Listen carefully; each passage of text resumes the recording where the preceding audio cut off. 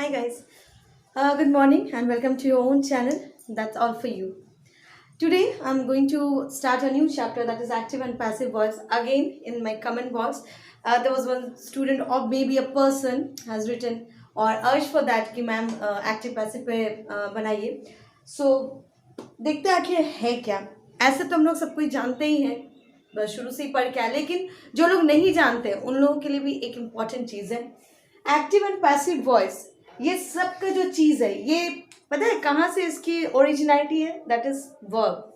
अब आप कहोगे एक्टिव पैसिव वॉइस है, वर्ब आप चली जा रही है. देखते हैं क्या होता है. सबसे पहले हम लोग वर्ब पढ़ते हैं, ठीक है.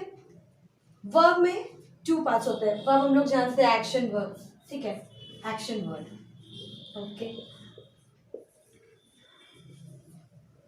ये क्लास 6 से लेके ऑनवर्ड्स तक के लिए है. क्लास 6 के बाद 12 तक जो भी है उनको ये चीज़ जानना बहुत ज़रूरी है. आखिर ये वर्ब है, एक्शन वर्ड है. इसमें 2 काइंड्स होते हैं. Okay,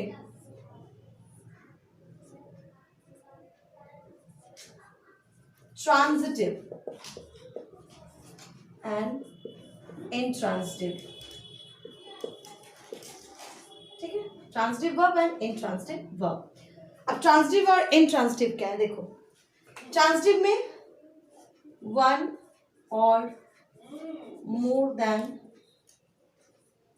1 object. ओके, एक या एक से ज्यादा ऑब्जेक्ट होना चाहिए. और इंट्रांजिटिव में क्या होता है? No object at all. मैंने नो ऑब्जेक्ट एट ऑल लिखा है. इसमें अगर किसी को भी, ठीक है, कंफ्यूजन है या बोले कि नहीं ऑब्जेक्ट होता है, देन मैं यहाँ पे बोलने की मतलब आई वुड लाइक टू से कि विदाउट ऑब्जेक्ट ही अगर कोई भी सेंटेंस है तभी वो इंट्रांजिटिव है. अब देखिए इंट्रांजिटिव, अगर हम लोग यहाँ पे एग्जाम्पल देते हैं,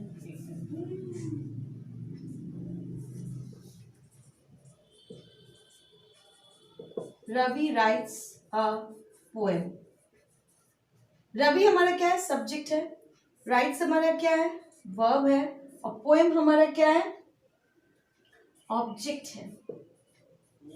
ठीक है ना. अब इसमें हमारा एग्जाम्पल है birds fly in the sky. Birds हमारा सब्जेक्ट है, फ्लाई हमारा वर्ब है, इन द स्काई ये तो प्रपोजिशन हो गया, आर्टिकल हो गया. स्काई क्या है? लिमिटलेस. ठीक है, इसका लिमिटलेस है, एंडलेस है. ये हमारा ऑब्जेक्ट हो ही नहीं सकता है.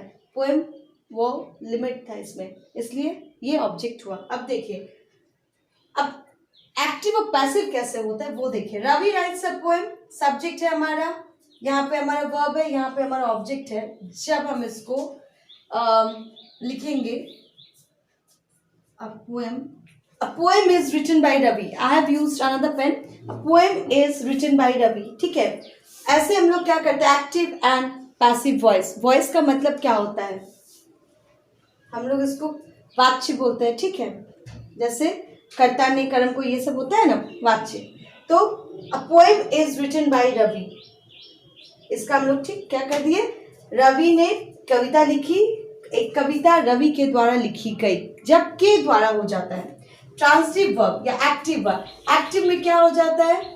जब हम लोग लिखते हैं कर्ता ने किया. ठीक है, पैसिव में क्या हो जाता है? कर्ता के द्वारा कार्य किया गया.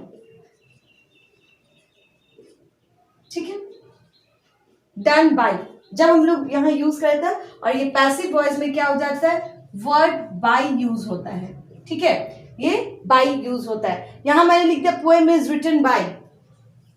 ठीक है, लेकिन birds fly in the sky, क्या आप इसमें लिख सकते हो? स्काई कैसे आएगा आगे? नहीं लिख सकते हो. तो ये हमारा क्या हो गया? Intransitive verb. Intransitive verb. ठीक है, तो ये हमारा एक्टिव पैसिव का जड़ है, रूट है.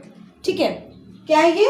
हम लोगों का एक्टिव पैसिव का ये जड़ है. वर्ब, अगर आपको वर्ब आ रहा है, ट्रांजिटिव और इंट्रांजिटिव वर्ब आ रहा है, ठीक है, तो इसी के अंतर्गत ट्रांजिटिव के अंतर्गत एक्टिव एंड पैसिव आता है. आ रही है बात समझ में? चलिए, ये हमारा फर्स्ट सेशन हुआ। कल आपको इसका एक्टिव पैसिव पूरे अच्छे से समझा देंगे। आज आपको बताया कि इसका रूट, जिसको बोलते हैं हम लोग रूट, मतलब जड़ क्या है, वर्ब, वर्ब से इसकी उत्पत्ति होती है। Okay, till then take care, bye.